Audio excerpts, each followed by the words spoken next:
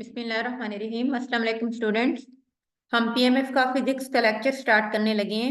आज हमारा next chapter है चैप्टर नंबर 10। तो हमारे चैप्टर का नाम है हीट का। ठीक है, हम हीट के बारे में पढ़ेंगे कि हीट क्या है। ठीक है, और हीट मीन्स के किस तरह से हमारी डेली लाइफ के अंदर हम इसको यूटिलाइज करते हैं। तो इसके बारे में है, ऊपर वाले पैरा में लिखा हुआ है कि अकॉर्डिंग टू हीट डेफिनेशन, अगर हम हीट की बात करते हैं, it is one of the essential form of energy for survival of life on the earth.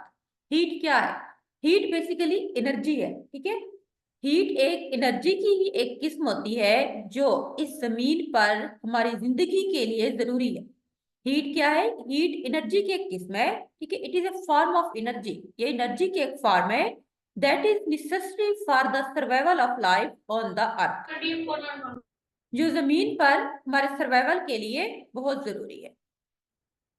आगे हम देखते हैं कि किस तरह से है ये के transfer of heat take place from one body to another body due to difference in temperature as per thermodynamics. अगर थर्मोडायनामिक्स लॉ के अकॉर्डिंग हम बात करते हैं तो इसका मतलब होता है कि जो हीट होती है वो एक बॉडी से दूसरे बॉडी की तरफ ट्रांसफर होती है। क्यों? Due to difference in temperature, temperature में फर्क की वजह से। ठीक है, टेम्परेचर में डिफरेंस की वजह से जो हीट होती है वो एक बॉडी से दूसरे बॉडी की तरफ ट्रांसफर होती है। फॉर एग्जाम्पल, जिस तरह सर्दियों में हमारा अगर एक बंदे के हाथ ठंडे होते हैं, दूसरे के गर्म होते हैं, जब हम गर्म के हाथ को अपने हाथ में लेते हैं तो हमारे हाथ भी गर्म होना शुरू हो जाते हैं। मीन्स की जो हीट होती है वो एक बॉडी से दूसरी बॉडी की तरफ ट्रांसफर होती है। क्यों होती है? Due to temperature difference, temperature मुख्तलिफ है ना, एक बॉडी का टेम्परेचर ज्यादा है, दूसरी बॉडी का टेम्परेचर ज्यादा है, तो हीट जो होती है वो उस बॉडी से जिसका टेम्परेचर ज्यादा है वहां से ट्रांसफर होती है उस बॉडी की तरफ जिसका टेम्परेचर कम है। तो इस लॉ को हम कहते हैं थर्मोडायनामिक्स।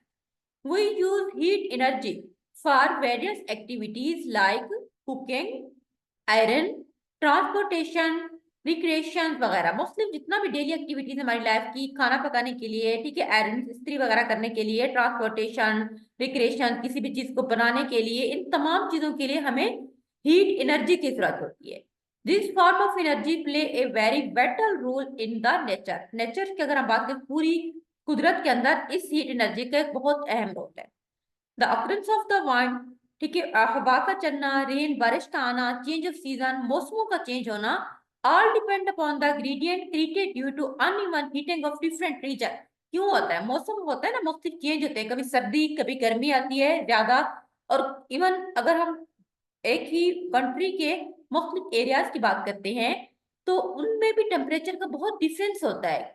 ये जिस तरह कुछ इलाकों में सर्दी ज्यादा पड़ती है, कुछ में कम होती है, कहीं पर गर्मी ज्यादा होती है, कहीं पे ज्यादा होती है, कहीं बारिश आती है, कहीं आंधियां चलती हैं। मीन जितना सीजन के अंदर जो चेंजिंग आती है, ठीक है, मुख्तलिफ रेन की, हवा की, मौसम के गर्म या ठंडा होने की, ये सारा का सारा डिपेंड करता है उन मुख्तलिफ रीजन्स की हीटिंग के ऊपर कि किस तरह से हीटिंग होती है वहां पे, इन तमाम रीजन के अंदर, जिसकी वजह से मौसम में चेंजिंग आती है।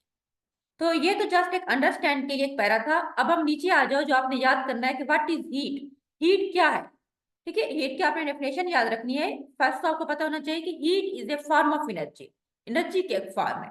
सेकेंड, आप लिख सकते हैं कि with increase body temperature molecule या एटम वाइब्रेट इंक्रीज। हमें पता है ना कि जो वाइब्रेशन होती है कब होती है? जब किसी चीज को हम हीट करते हैं तो उसके अंदर एटम और मॉलिक्यूल्स की वाइब्रेशन भी ज्यादा हो जाती है। These vibration are then transferred from one part of the body to another. Then क्या होता है कि वो वाइब्रेशन जो एटम्स और मॉलिक्यूल्स की होती है वो ट्रांसफर होती हैं एक पार्ट बॉडी के दूसरे पार्ट की तरफ। The measure of energy with which molecules vibrate in a system is termed as heat stored in that object. हमें कैसे पता चलता है कि किसी भी शय के अंदर हीट कितनी स्टोर है? ये डिपेंड करता है उसके, जो उस सिस्टम के अंदर मॉलिक्यूल्स वाइब्रेट करते हैं। जितना ज्यादा मॉलिक्यूल्स वाइब्रेट करेंगे, इट्स मीन कि उस बॉडी के अंदर जो हीट स्टोर है वो ज्यादा है। ठीक है, क्योंकि जितना बॉडी के अंदर हीट स्टोर होगी, टेम्परेचर उसका हम इंक्रीज करेंगे, उसके अंदर मॉलिक्यूल्स और एटम की जो वाइब्रेशन है, जो मूवमेंट्स है ना, वो उतना तेज होगी। जब मूवमेंट्स, वो क्या होती है, वो जो वाइब्रेशंस होती हैं वो देन ट्रांसफर होती है एक बॉडी से दूसरे बॉडी की तरफ। तो हम किस तरह से हमें पता चलता है कि किसी बॉडी के अंदर जो एक हीट स्टोर है वो कितना है, वो हम मेजर करते हैं उस बॉडी के अंदर एटम और मॉलिक्यूल्स की वाइब्रेशन से। जितना तेज वाइब्रेशन होगी, इट्स मीन कि उस बॉडी के अंदर हीट उतनी ज्यादा स्टोर है। फॉर एग्जाम्पल, अगर हमारा हाथ है, ठीक है, गर्म है किसी बंदे का, दूसरे बंदे का ठंडा है। जब आप दूसरे बंदे के हाथ को अपने हाथ में लेते हो तो आपका हाथ भी गर्म होना शुरू हो जाता है। ये क्यों? क्योंकि जो एटम मॉलिक्यूल्स थे वो वाइब्रेट करते हैं, वहां से टेम्परेचर आपकी बॉडी के अंदर ट्रांसफर हुआ है। जितना ज्यादा आपके हाथ जितनी तेजी के साथ गर्म होंगे, इस चीज से हमें पता चलेगा कि अगले बंदे के अंदर या उस चीज के अंदर कितना हीट स्टोर है। As per definition of heat, अब क्या है कि इट इज डिफाइंड एज, अब हीट की डेफिनेशन जो है प्रॉपर आपने याद करनी है, वो ये लिखी हुई है नीचे वाले पैरे में, ठीक है, कि as per definition of heat it is defined as the flow of energy from a warm to a cooler object. क्या होता है कि पहले आपने याद रखना है कि heat it is essential form of energy. तो हीट जो होती है वो बेसिकली फ्लो ऑफ एनर्जी होता है from warm to a cooler object, एक गर्म ऑब्जेक्ट से एक ठंडे ऑब्जेक्ट की तरफ जितना फ्लो ऑफ एनर्जी होता है उसको हम हीट कहते हैं। ठीक है, हीट क्या है कि एक फ्लो ऑफ एनर्जी है from a warm to a cooler object, एक गर्म बॉडी से ठंडी बॉडी की तरफ जितनी फ्लो ऑफ एनर्जी होता है उसको हम हीट कहते हैं। Direction of the flow of heat energy takes from substance of higher temperature to the substance of lower temperature। हमें पता है अब जिसके अंदर जाहिर सी बात है टेम्परेचर ज्यादा होगा, वहां से सबस्टेंस जो होती है वो मूव करेंगे या हीट का फ्लो होगा दूसरे सबस्टेंस की तरफ जिसका टेम्परेचर कम है। This is because molecules are vibrate faster and transfer their energy to molecules vibrating slower. ऐसा क्यों होता है? क्योंकि जिस बॉडी के अंदर टेम्परेचर ज्यादा है, हीट एनर्जी ज्यादा है, उसके मॉलिक्यूल उतनी तेजी के साथ वाइब्रेट करते हैं।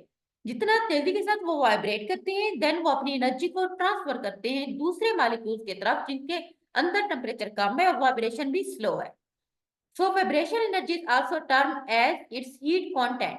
हमें कैसा पता चलता है? वही बात जो ऊपर थी कि हीट कंटेंट कितना है, बेसिकली हमें वाइब्रेशन एनर्जी बताती है। जितना वाइब्रेशन होगी, जितना एनर्जी ट्रांसफर होगी एक बॉडी से दूसरी बॉडी की तरफ, उसको हम कहेंगे कि हीट कंटेंट।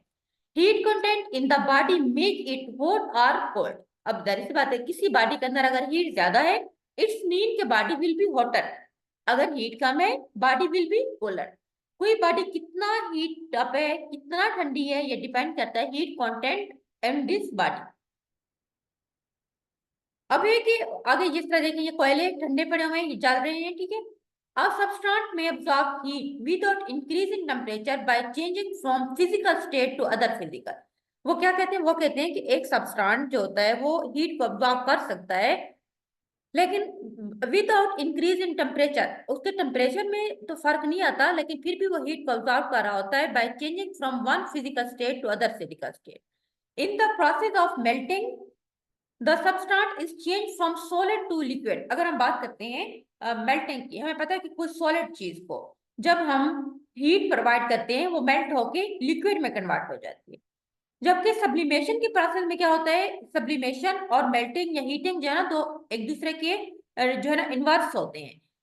अगर हम बात करते हैं मेल्टिंग की या हम अगर बात करते हैं हीटिंग प्रोसेस की, तो उसमें यह होता है कि जब हम किसी भी सॉलिड को हीट देते हैं वो लिक्विड में कन्वर्ट हो जाता है। जबकि सब्लिमेशन एक ऐसा प्रोसेस होता है जिसमें सॉलिड वो कन्वर्ट हो जाता है वेपर स्टेट के अंदर। ठीक है, उसमें डायरेक्ट उसमें ये नहीं होता अब कि पहले लिक्विड बने और बाद में लिक्विड जो होते हैं वो एवोपरेट होके बुखारात में तब्दील हो जाए, बल्कि सब्लिमेशन के अंदर जो सॉलिड होता है वो डायरेक्ट जो होती है वो बुखारात में तब्दील होता है। जबकि in the process of boiling, अगर हम बॉइलिंग की बात करते हैं कि liquid is converted to vapour, उन्होंने यहाँ पे 3 प्रोसेस के बारे में बताया है। मेल्टिंग में वो कहते हैं कि एक मेल्टिंग के अंदर एक प्रोसेस है जिसमें अंदर जो एक सब्सटेंस चेंज हो जाता है सॉलिड स्टेट से लिक्विड स्टेट की तरफ, तो हम उसको कहते हैं मेल्टिंग पॉइंट। दूसरा है सब्लिमेशन प्रोसेस। सब्लिमेशन एक ऐसा प्रोसेस होता है जिसमें एक सॉलिड जो होते हैं वो डायरेक्ट कन्वर्ट हो जाते हैं वेपर्स के अंदर, जबकि बॉइलिंग प्रोसेस के अंदर जो एक लिक्विड होता है वो कन्वर्ट हो जाता है वेपर्स के अंदर। 2 प्रोसेस है, दोनों में वेपर्स बन रहे हैं। एक है सब्लिमेशन, सब्लिमेशन के अंदर सॉलिड जो होती है वो वेपर्स में कन्वर्ट हो जाता है। जबकि दूसरा प्रोसेस है बॉइलिंग का। बॉइलिंग में क्या होता है, जो हमारे पास लिक्विड है वो कन्वर्ट हो रहा है वेपर्स के अंदर। Heat is a form of energy that can be converted into work, ये भी हमें पता है। अभी हम जैसे हमें काम करने के लिए एनर्जी की जरूरत होती है ना, तो एनर्जी कैसे आती है? हम खाना खाते हैं, ठीक है, हमारी बॉडी के अंदर जाती है, वो एनर्जी में कन्वर्ट हो जाती है, देन उससे हम काम करते हैं। तो हम अगर हीट की बात करते हैं कि heat is a form of energy that can be convert to work. The amount of the energy is expressed in the unit of work. इसीलिए हम अमाउंट ऑफ एनर्जी को यूनिट ऑफ वर्क में express करते हैं। हमें पता है work का यूनिट जॉल है, ठीक है, या फूड पाउंड्स भी हो सकता है, किलोवाट आवर या कैलोरीज में हम करते हैं। हम कहते हैं ना कि एनर्जी जितने कितना किलो कैलोरीज, इतनी हमने कैलोरीज ली हैं, तो ये बेसिकली वर्क का जो यूनिट होता है जॉल्स में भी कर सकते हैं, फूड पाउंड्स के अंदर भी, किलोवाट आवर भी हो सकता है या कैलोरीज भी हो सकते हैं। Heat as a form of energy, हमें पता है हीट एनर्जी की फॉर्म है, सो कन्वर्ट हो जाती है अदर फॉर्म ऑफ एनर्जी के अंदर। हीट एनर्जी में भी जो एनर्जी की फॉर्म होती है वो एक फॉर्म से दूसरी फॉर्म में कन्वर्ट होती है। For example in motorised vehicles heat is converted to mechanical energy. अगर हम बात करते हैं, ठीक है, किसी भी मोटर्स की, तो उसमें क्या होता है कि जो हीट होती है वो मैकेनिकल एनर्जी में काम करती है, देन वो मोटर चलती है। कोई भी, ठीक है, जो चलने वाली मोटर्स होती हैं उसमें जो हीट होती है वो कन्वर्ट होती है मैकेनिकल एनर्जी के अंदर, बाद में वो हमारे पास चलती है। इन इलेक्ट्रिकल बल्ब के अंदर it is converted to light energy. Bulb क्यों ऑन होते हैं? इलेक्ट्रिसिटी जैसे ही हम ऑन करते हैं तो वहां पे जो हीट होती है वो लाइट एनर्जी में कन्वर्ट हो जाती है। इन थर्मल पावर यूनिट के अंदर it is converted to electrical energy. और बिजली बनती कैसे, जिसको हम इलेक्ट्रिकल एनर्जी कहते हैं, वो थर्मल पावर के अंदर जो हीट होती है वो इलेक्ट्रिकल एनर्जी में कन्वर्ट होती है। मीन एनर्जी एक फॉर्म से दूसरी फॉर्म में कन्वर्ट होती है। जैसे कि जो हीट एनर्जी होती है वो मशीनों की, अगर हम मोटर्स की बात करते हैं तो उसमें जो हीट एनर्जी होती है वो कन्वर्ट होती है मैकेनिकल के अंदर, मैकेनिक्स जो कि मशीनों का, जितना मशीनरी का काम होता है। इलेक्ट्रिक बल्ब के अंदर लाइट एनर्जी में कन्वर्ट होती है, जबकि थर्मल पावर के अंदर इलेक्ट्रिकल एनर्जी में कन्वर्ट होती है। Let us take 3 beaker. अब उन्होंने एक एक्सपेरिमेंट बताया है, वो कहते हैं कि 3 बीकर लेते हैं। फर्स्ट विथ कोल्ड वाटर, एक के अंदर हमने ठंडा पानी डाला है। सेकंड विथ हॉट, दूसरे के अंदर हमने गर्म डाला है। And third with eight normal temperature, और तीसरे के अंदर जो हमारा टेम्परेचर है ना वो नॉर्मल टेम्परेचर है। सो इस एक्सपेरिमेंट में हम क्या करते हैं कि if we dip our finger in beaker 1 and then in beaker 3, we will observe that water in beaker 3 is hot as compare to that in beaker 1। पहले बीकर के अंदर पानी ठंडा था, तीसरा बीकर के अंदर नॉर्मल पानी है। लेकिन जब हम पहले अपनी फिंगर बीकर 1 में डालते हैं, सेकंड नंबर पे हम बीकर 3 जिसमें नॉर्मल पानी है उसमें हम अपनी उंगली डालते हैं, तो हमें ये पता चलता है कि हमारी फिंगर को जो नॉर्मल पानी था उसमें ज्यादा हीट जो है ना फील हुई है। हमने ये ऑब्जर्व किया है कि हीट जो है ना बीकर 3 में ज्यादा है as compare to beaker 1। Mean normal जो ताजा पानी हम कहते हैं ना, जैसे हम मोटर चलाते हैं ताजा पानी आता है, तो वो जो क्या होता है नॉर्मल होता है, वहां पे हमें हीट फील होती है। जबकि जो ठंडा पानी होता है वो ठंडा होता है। जबकि अब दो बात है, तीसरा हमारे पास एक सेकंड जो बीकर भी था, अगर हम डिप करते हैं अपने फिंगर सेकंड बीकर के अंदर, then in third beaker we will observe that water in beaker 3 is colder as compare to beaker 2। Simple इसका ये मतलब है, 3 बीकर है, ठीक है, एक में है ठंडा पानी, एक में नॉर्मल और एक में गर्म है। अब हम पहले बात करते हैं कि नॉर्मल पानी और ठंडे पानी की। हम अपनी फिंगर को पहले डिप करते हैं ठंडे पानी के अंदर। ठंडे पानी से निकालने के बाद जब हम उसको नॉर्मल वाटर के अंदर डालते हैं, तो हम ये उस चीज में देखते हैं कि जो नॉर्मल पानी है वहां पे हीट ज्यादा है एज कंपेयर टू जो हमारे पास कोल्ड पानी था, ठंडा पानी। सेकंड हम ये करते हैं कि हम जो बीकर, एक में बीकर के अंदर हमारे पास नॉर्मल पानी है, दूसरे बीकर के अंदर हमारे पास है गर्म पानी। सो जब हम अपनी उंगली को डिप करते हैं नॉर्मल पानी के अंदर, और नॉर्मल पानी के बाद हम देन उसको डिप करेंगे गर्म पानी के अंदर, तो हमें ये फील होगा कि नॉर्मल पानी ठंडा है। मीन जो बीकर 3 है वो कूलर है एज कंपेयर टू बीकर 2 गर्म पानी की निस्बत। क्यों, जाहिर सी बात है वो गर्म है, वहां हीट ज्यादा होगी, अब नॉर्मल पानी में हमें कम फील होती है। So this show that we can not rely on our senses of touch to judge the hotness or cold of something. That why the degree of hotness or coldness of any object is measured in the term of temperature. So वो ये कहते हैं कि ये experiment बताने का मकसद ये था कि हम अपनी जस्ट किसी चीज को टच करने की बेस के ऊपर हम नहीं अंदाजा लगा सकते कि कोई चीज कितना हद तक गर्म है या कितनी हद तक ठंडी है, बल्कि एग्जैक्ट अगर हमने ये फाइंड आउट करना है कि किसी चीज का टेम्परेचर कितना है, तो इस मकसद के लिए हम उस टेम्परेचर को, किसी भी चीज की डिग्री को, चाहे वो डिग्री ऑफ हॉटनेस है या वो डिग्री ऑफ कोल्डनेस है, उसको फाइंड आउट करने के लिए हम उसको टेम्परेचर की टर्म में फाइंड आउट करते हैं। टेम्परेचर एक एग्जैक्ट मेजरमेंट होती है किसी भी चीज की, हमें हॉटनेस या हमें कोल्डनेस बताने के लिए किसी भी बॉडी। और हमें पता है कि टेम्परेचर क्या, टेम्परेचर के स्केल सेंटीग्रेड में भी होते हैं, सेल्सियस भी, या उसको सेंटीग्रेड भी कहते हैं, फ़ारेनहाइट स्केल भी होता है, एंड देन केल्विन स्केल भी है। Relation are estimated as one amount of heat taken to other amount of the body. Mean हम इनको कन्वर्ट भी कर सकते हैं एक यूनिट को दूसरे यूनिट्स के अंदर, ठीक है। उसके बाद है कि हीट ट्रांसफर ओकर बाय 3 मैकेनिज्म। हीट हमने कहा था ना कि ट्रांसफर होती है एक बॉडी से दूसरी बॉडी की तरफ, तो कैसी होती है, 3 मैकेनिज्म्स के थ्रू होती है। पहला हमारे पास है कंडक्शन, दूसरा हमारे पास है कन्वेक्शन, एंड देन हमारे पास है रेडिएशन। कंडक्शन क्या होता है? It is the method in which transfer of heat take place between atom and molecule in direct contact. अब कंडक्शन, जब एटम, दो चीजें डायरेक्ट कॉन्टैक्ट में आते हैं एक जगह के ऊपर, तो हीट ट्रांसफर होती है एक से दूसरे पार्टी की तरफ। जिस तरह, वही एग्जांपल मैं दोबारा बताऊंगी, हम हाथ मिलाते हैं एक दूसरे को, तो वो कंडक्शन है। डायरेक्ट हीट, एक ठंडा जिसका हाथ गर्म होता है वहां से ट्रांसफर होती है हमारे हाथ की तरफ जिसका हाथ ठंडा होता है, तो इसको हम कहेंगे कंडक्शन। मीन डायरेक्ट कॉन्टेक्ट में आती है जब दो बॉडी, तो उसके दरमियान एटम और मॉलिक्यूल्स के अंदर जो होती है हीट ट्रांसफर होती है, तो उसको हम कहते हैं कंडक्शन। दूसरा हमारे पास है कन्वेक्शन। कन्वेक्शन क्या है कि it is the method in which transfer of heat happen by movement of the heat substance. अब कन्वेक्शन में क्या होता है कि हीट उस वक्त ट्रांसफर होती है जब हीटेड सबस्टेंस मूवमेंट्स करते हैं, ठीक है। मूवमेंट्स के बगैर हीट ट्रांसफर नहीं हो, तो उसको हम कहते हैं कन्वेक्शन। उसके बाद है radiation. It is the method in which transfer of heat place by electromagnet waves. अब कन्वेक्शन मीन, जिस तरह हम कोई मशीनरी चलाते हैं, ठीक है, हम इलेक्ट्रिसिटी ऑन करते हैं तो वहां पे मूवमेंट होती है हीटेड सबस्टेंस की, ठीक है, तो देन वो मशीनरी काम करती है, वो फिर हमें आउटपुट देती है। उसके बाद रेडिएशन में बेसिकली क्या यूज होती है, रेडिएशन के अंदर रेज होती हैं जिनको हम एक्सरेज भी कहते हैं, और वहां पे एक पूरा मैग्नेट होता है, एक पूरा बैकग्राउंड होता है, उनका फील्ड होता है जिसको हम मैग्नेट फील्ड कहते हैं। इलेक्ट्रोमैग्नेट वेव खास तौर पर होती है वहां पे, उनके थ्रू हीट का ट्रांसफर होता है, उसको हम कहेंगे रेडिएशन। उसके बाद है क्लासिफिकेशन ऑफ हीट। हीट में दो तरह की है, हॉट या कोल्ड। हमें पता है दो, या तो कोई बॉडी हॉट होगी या कोल्ड होगी। हॉट ऑब्जेक्ट क्या होते हैं? Object with high heat content are defined as hot. अगर हम ये कहते हैं कि हॉट मीन गर्म, वो वाले बॉडीज होती हैं, वो ऑब्जेक्ट, वो चीजें होती हैं जिनमें हीट कंटेंट ज्यादा होते हैं। Hotness or coldness of any object is relative term is always mere with respect to reference point. हमें कैसे पता चलता है कि कोई बॉडी कितना हद तक गर्म या कितना हद तक ठंडी है? हम उसको कंपेयर करते हैं किसी एक रेफरेंस पॉइंट के साथ, तो हमें उससे पता चलेगा।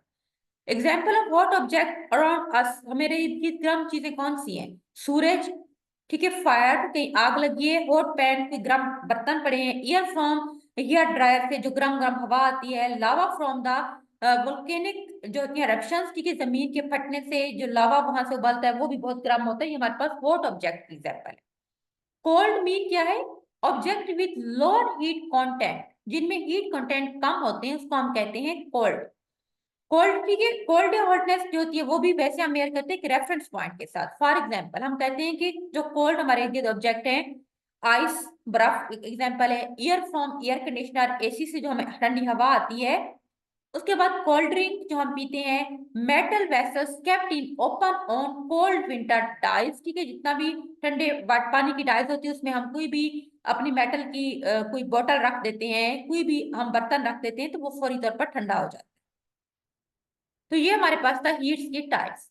नेक्स्ट हमारे पास है सोर्स ऑफ हीट। हीट हमें कैसे मिलती है? There are many source of the heat, but main source of heat जो होते हैं वो हमारे पास है sun, chemical, electrical and nuclear, ठीक है। तीन सोर्स हैं। सन, सूरज जो डायरेक्ट हीट आती है, केमिकल सोर्स से भी हमें आती है, इलेक्ट्रिकल, इलेक्ट्रिसिटी जिसमें आती है, देन न्यूक्लियर जहाँ पे फ्यूजन रिएक्शंस होते हैं। उसके बाद है difference between the heat and temperature, बहुत अहम है आपका ये टेबल पेपर के पॉइंट ऑफ व्यू से कि हीट वर्सेस टेम्परेचर। सबसे पहले इसमें है कि पैरामीटर जो हमने डिफाइन करने हैं तीनों के, कौन कौन से हैं हीट और टेम्परेचर के। सबसे पहले आपको डेफिनेशन आनी चाहिए दोनों की। सेकंड आपको उनका unit, SI mean standard international unit, then उनका सैंपल। पहले हम कहते हैं कि डेफिनेशन हीट क्या है। Heat is defined as total energy of object that has molecules motion inside it. किसी भी मॉलिक्यूल्स के अंदर, ठीक है, टोटल जो उसकी हीट होती है किसी भी ऑब्जेक्ट की, उसको हम हीट कहते हैं। मीन एनर्जी, टोटल एनर्जी किसी भी ऑब्जेक्ट की जो कि उसके मॉलिक्यूल्स की मोशन उसके अंदर होती है, उसको हम उसको हीट कहते हैं। टेम्परेचर क्या है? Mayor of the thermal energy of an object. Temperature एक मेयरमेंट हम कर रहे हैं किसी भी ऑब्जेक्ट की हीट को, जब मेयर करते हैं उसको हम टेम्परेचर का नाम देते हैं। जबकि हीट इटसेल्फ एक एनर्जी होती है किसी भी ऑब्जेक्ट की। हीट का यूनिट हमें पता है जॉल है। टेम्परेचर का यूनिट हमें पता है सेंटीग्रेड भी आप लिख सकते हैं, फ़ारेनहाइट भी आप लिख सकते हैं, आप केल्विन भी लिख सकते हैं। सैंपल हीट को कैपिटल क्यू से शो करते हैं और टेम्परेचर को कैपिटल टी से। नेक्स्ट हमारे पास है कि हीट ट्रांसफर कैसे होती है। Any matter which is made up of atom and molecules has ability to transfer heat. कोई भी मैटर जो होता है, जो एटम और मॉलिक्यूल्स मिलकर बनता है, उसके अंदर ये एबिलिटी होती है, ये एबिलिटी होती है कि वो ट्रांसफर कर सके हीट को। Atom are in different type of motion at any time. Motion of molecules and atom is responsible for the heat और thermal energy and every matter has its thermal energy. हमें पता है कि हर एक कोई भी मादा चीज है उसमें थर्मल एनर्जी होती है और उससे एनर्जी ट्रांसफर भी होती है। More motion of molecules more will be the heat energy. ऊपर भी हमने पढ़ा था कि जितना ज्यादा मोशन होगी इट्स मीन कि उतना ज्यादा हीट एनर्जी है। However, talking about heat transfer, it is nothing but the process of transfer heat from a high temperature body to a low temperature body. वो कहते हैं कि हीट, अगर हम ट्रांसफर ऑफ हीट की बात करते हैं, ये कुछ भी नहीं है, जस्ट सिवाय क्या है, एक प्रोसेस है जिसमें हीट एक बॉडी से जिसमें टेम्परेचर ज्यादा है वहां से ट्रांसफर होती है एक दूसरी बॉडी की तरफ जहां पे टेम्परेचर कम है। तो इसको हम कहते हैं heat transfer. So what is heat transfer? ऊपर थोड़ा वैसे एक्सप्लेन था, आप इन्हें ये याद करना है कि according to thermodynamic system heat transfer is defined as movement of heat across the border of a system due to difference in temperature between system and surrounding। वही बात है, मीन सिस्टम और सराउंडिंग, उसके इर्द गिर्द किस तरह का माहौल है, उसके दरमियान जो हीट ट्रांसफर होती है वो बेसिकली डिफरेंस ऑफ टेम्परेचर की वजह से होती है। अगर एक सिस्टम के अंदर टेम्परेचर ज्यादा है, इर्द गिर्द टेम्परेचर कम है उस सराउंडिंग के अंदर, तो सिस्टम से टेम्परेचर कहाँ जाएगा? उसके माहौल, उसके सराउंडिंग में जाएगा। या आप ये भी कह सकते हैं कि अगर सराउंडिंग टेम्परेचर ज्यादा है, किसी सिस्टम के अंदर टेम्परेचर कम है, तो इर्द गिर्द का टेम्परेचर कहाँ जाएगा? हमारे अंदर। जैसे हमें गर्मियों में गर्मी क्यों लगती है? गर्मी हमें बेसिकली इसलिए लगती है क्योंकि बाहर का टेम्परेचर ज्यादा है, हमारी बॉडी के अंदर वो टेम्परेचर ज्यादा है, इसीलिए हमें सर्दी लगती है, गर्मी लगती है। हमें सर्दी क्यों लगती है? क्यों? क्योंकि बाहर का टेम्परेचर कम होता है, बाहर सर्दी ज्यादा होती है, तो वो सर्दी हमारे अंदर आती है, हमारी बॉडी के अंदर। तो टेम्परेचर डिफरेंस की वजह से बेसिकली जो होती है हीट ट्रांसफर होती है। So difference in temperature is said to be potential. Difference in temperature एक पोटेंशियल होता है, उसको हम कह सकते हैं कि हीट ट्रांसफर करने के लिए टेम्परेचर का डिफरेंस होना जरूरी है। जितना डिफरेंस होगा उतनी हीट ट्रांसफर होगी एक पॉइंट से दूसरे पॉइंट की तरफ। अब हीट ट्रांसफर कैसे होती है? हीट ट्रांसफर तीन तरीकों से होती है। वैसे तो बहुत सारे मेथड है, ठीक है, आपकी बुक में उन्होंने बेसिक मेथड बताए, कंडक्शन, कन्वेक्शन एंड रेडिएशन। जबकि इफ अगर temperature difference exist between the two system, heat will find a way to transfer from higher to lower. लेकिन अगर हम ये करते हैं कि दो सिस्टम है, वहां पे हीट एक में ज्यादा एक में कम है, देन हीट ट्रांसफर होगी जिसमें ज्यादा होगी वहां से उस सिस्टम की तरफ जिसमें हीट क्या होगी? लो होगी। ठीक है, तो ये हमारे पास है रेडिएशन, इन्होंने बताया हुआ है किस तरह से। ये कंडक्शन, जिसमें हमने ऊपर भी पढ़ा था, मॉलिक्यूल्स का डायरेक्ट कांटेक्ट होता है। उसके बाद कन्वेक्शन, उसके अंदर, ठीक है, इस तरह से मूवमेंट्स हो रही है मॉलिक्यूल्स की। रेडिएशन जो होती है वो बेसिकली रेज होती है जो नीचे की तरफ हम उसको दे रहे हैं। अच्छा, उसके बाद है कि व्हाट इज कंडक्शन। अब हम इनको डिटेल में देखते हैं कि कंडक्शन है क्या। Conduction is defined as the process of transmission of energy from one part of the medium to other part with the particle being in direct contact with each other. वही बात है, जब किसी भी मीडियम के अंदर जब मॉलिक्यूल एक दूसरे के साथ डायरेक्ट कांटेक्ट में आते हैं, तो एक पार्टिकल से एनर्जी जो होती है वो दूसरे पार्टिकल की तरफ ट्रांसमिट हो जाती है। इसको हम कहते हैं conduction. An area of higher kinetic energy transfer thermal energy toward the lower kinetic energy. Kinetic energy mean उनकी movements की energy. So वो ऐसे जो होती है एनर्जी जहाँ पे ज्यादा है वहां से वो ट्रांसफर होती है लो इन एरिया की तरफ जहाँ पे एनर्जी कम है। High speed particle clash with particle moving a slow speed. फिर क्या होता है कि हाई स्पीड मॉलिक्यूल्स जो होते हैं वो टकराते हैं जाके उन मॉलिक्यूल्स की तरफ जिनकी स्पीड कम होती है। As a result slow speed particle increase their kinetic energy. अब एक चीज में फॉर एग्जांपल एनर्जी कम है, एक में ज्यादा है, जब ज्यादा एनर्जी वाली चीज आके दूसरी के साथ टकराएगी जिसमें एनर्जी कम है तो ऑटोमेटिक उसकी काइनेटिक एनर्जी ज्यादा हो जाएगी। This is a typical form of heat transfer and take place through physical contact. वही बात है जिस तरह फिजिकल कांटेक्ट पहले मैंने भी आपको बताया था, एक चीज दूसरी चीज टच करती है तो वहां पे मॉलिक्यूल्स जो होती है डायरेक्ट कांटेक्ट में आते हैं तो उनकी मूवमेंट्स होती है, एक जगह से दूसरी जगह एनर्जी ट्रांसफर होती है। Conduction is also known as thermal conduction या हीट कंडक्शन भी कहते हैं। अगर हम कंडक्शन की बात करते हैं तो कंडक्शन को हम थर्मल कंडक्शन भी कहते हैं या हम इसको हीट कंडक्शन भी कहते हैं। अब इसमें आप इसको इसके इक्वेशंस हम किस तरह से बनाते हैं कि rate of conduction can be calculate by following equations. Q heat है, ठीक है, इज इक्वल टू ब्रैकेट हम लगाएंगे यहाँ पे K डॉट A डॉट, उसके बाद हमारे पास है T वॉट मीन जिसका टेम्परेचर ज्यादा है, दो सिस्टम है, सिस्टम में डिफरेंस की वजह से हीट बेसिकली ट्रांसफर हो रही है ना, उसके बाद डिफरेंस T कोल्ड जिसका टेम्परेचर कम है नीचे उसको हम डिवाइड करते हैं D डिस्टेंस के द्वारा। तो इसमें देखते हैं कि क्या है, Q जो होती है कैपिटल ट्रांसफर ऑफ हीट है पर यूनिट टाइम, K क्या है कि thermal conductivity of the body. Basically हमने तो उसको कंडक्टिविटी चेक करनी है ना, उसका एरिया देखना है कितना ज्यादा एरिया है उसके अंदर थर्मल कंडक्शन कितना है, हीट कितना है, तो ये हम देखते हैं। तो K थर्मल कंडक्टिविटी है, A जो होती है वो एरिया है हीट ट्रांसफर का, T hot mean temperature of the hot reason, T cold mean temperature of the cold region, और डी हमारे पास क्या है basically thickness of the body, ठीक है, कितनी बॉडी की थिकनेस है। हीट और थिकनेस एक दूसरे के इनवर्स होते हैं, जितना थिक बॉडी होगी उतना कम हीट ट्रांसफर होगी, ठीक है। जबकि जो हमारे पास है थर्मल कंडक्टिविटी और एरिया जो होती है वो हीट के डायरेक्टली प्रोपोर्शनल होती है।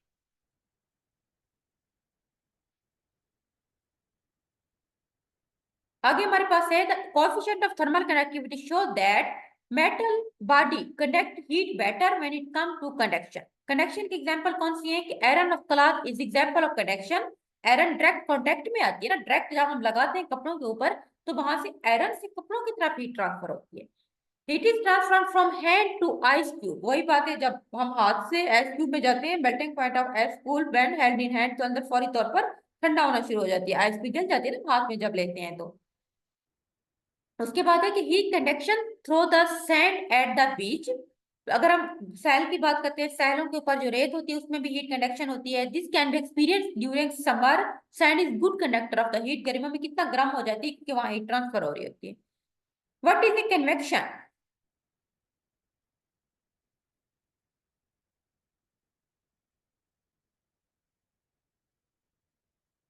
हाफ चैप्टर हमारा हो गया है, ठीक है बेटा, आज के लिए इतना काफी है, बाकी हाफ हम कल पढ़ेंगे। आज हमने इसमें से कंडक्शन तक पढ़ा, एग्जाम्पल ऑफ कंडक्शन, कन्वेक्शन से ऊपर ऊपर अप्लाई करना है। हीट क्या है इसमें मैं आपको बता देती हूँ कि आपने कौन कौन से पॉइंट याद करने हैं। सबसे पहले आपको ये पता होना चाहिए कि हीट है क्या, व्हाट इज हीट, आपने उसको डिफाइन करना है।